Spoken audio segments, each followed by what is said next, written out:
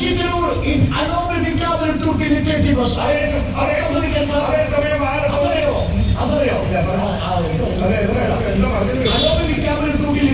അതാണ് അവിടെ സംഭവിച്ചുകൊണ്ടിരിക്കുന്നത്. 5155 വോട്ട് നൽകിയിട്ടുണ്ട് തിരുവനന്തപുരത്ത്.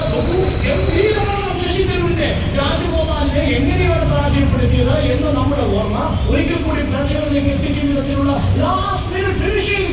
ഒരു കാര്യം ഞാൻ പ്രഖ്യാപിക്കാൻ പോകണം. ആലത്തൂരിൽ ഒരു കെ ആകാശം ജയിക്കും. അതൊക്കെ ഞാനൊന്ന് പറഞ്ഞു മാത്രമേ 19 ഉള്ളൂ. അവരെ ജയിക്കുന്നത് സ്വാഭാവികമായിട്ടും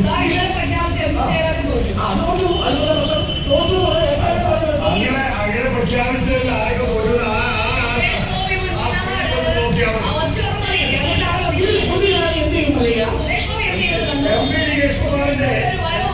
കുമാറിന്റെ 2 ദിവസം മുമ്പുള്ള ഒരു യൂട്യൂബ് എടുത്ത് നോക്കിയാൽ മതി.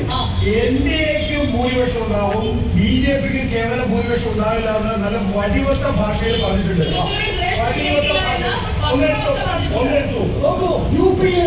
രണ്ട് പ്രധാനപ്പെട്ട കാര്യങ്ങൾ യു പി സംബന്ധിക്കുന്ന ഒന്ന് അയോധ്യയിൽ നിൽക്കുന്ന ഫൈസാബാദിൽ ബിജെപി പിന്നിലാവുന്നു. രണ്ട് യു പിയിലെ മീററ്റിൽ സാക്ഷാൽ രാമനായി അവതരിച്ച മീററ്റിലെ അരുൺ ഗോവിന്ദ് പിന്നിലായിരിക്കുന്നു എന്ന വാർത്തയാണ്. യു പിയിലെ മീററ്റ്